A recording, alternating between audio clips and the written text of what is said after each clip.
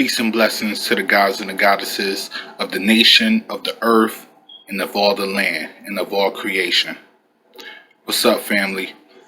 I'm hitting y'all up, man, to let y'all know that I'm about to be coming up with this upcoming lecture dealing with strictly Central Africa. From the south to the north to the west to the east. You get what I'm saying? What I want to do is let every black person out there know to not just focus on Egypt. Egypt was not the first civilization that was in Africa. Egypt was the last civilization to be able to overcome all the obstacles and be able to give the last fruit of knowledge to the African society. Egypt, excuse me, Egypt is basically when the African society had reached its apex, had reached its higher self, and was getting ready to, how can I say, branch on itself to the outer world, to everything that was outside of Africa at that point in time. You get what I mean? Egypt was the last step. You got to look at the Sand people. You got to look at the Zulu tribe. You got to look at the Ethiopians. You got to look at Central Africa and all of the people that was there at that point in time. The Dogon tribe. You got so many tribes that I'm going to be bringing to you guys to let you know that all these tribes and all of these civilizations that was before Egypt made the way for Egypt to become what Egypt is today, and what Egypt means to all of us. No, in no shape or form do I ever want you to think that I'm throwing shade at Egypt. I love Egypt. Egypt is our pride. Egypt is something that we came up with and that we implemented on not only our culture but other people's cultures around the world. And a lot of different cultures came to study in Egypt and learn the knowledge and learn the stars and learn medicine and learn philosophy and learn all of the things that Africans had been doing for hundreds of thousands of years. You got to understand, we came from hunters and gatherers to planters and farmers to understanding the elements, the stars, the planets, the seasons, everything within.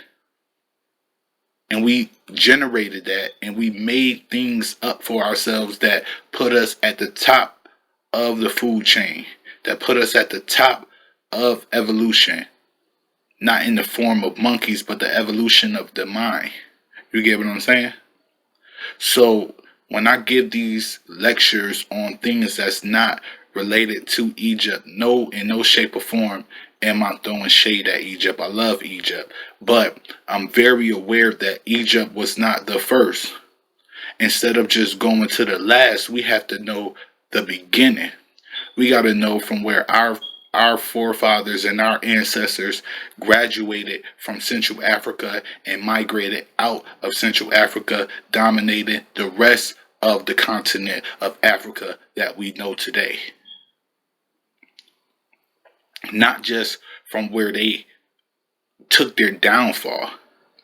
It has to be more than just the downfall. It has to be from the beginning and how we came up from rock paintings to setting up just regular stones in circles that monitor the stars and the planets. You get what I'm saying? I'm talking about before the pyramids, before the statues, before Imhotep, before everybody that was in Egypt, when we was going off the basis of the elements that was around us. When we didn't have the artistic skill to build the beautiful monuments that we once built in Egypt, and that we built in other like Timbuktu and all of those places, Ethiopia, at later dates. I'm talking about from the time where the only thing you could do was paint on a wall. That is the true lineage of our ancestors. That is the true things that they want us to know about how they delved into the spiritual realm, and they dealt with their ancestors, and they dealt with their family members and their kings and the people that was valuable to them. We have to also learn that too, besides just learning about the meta nature and monuments and people that just concerns Egypt, because Africa is not based off of Egypt. It's based off Central Africa. You get what I'm saying to you? So stay tuned for that lecture and be blessed. Peace to the gods and the goddesses. I'm just scratching the surface.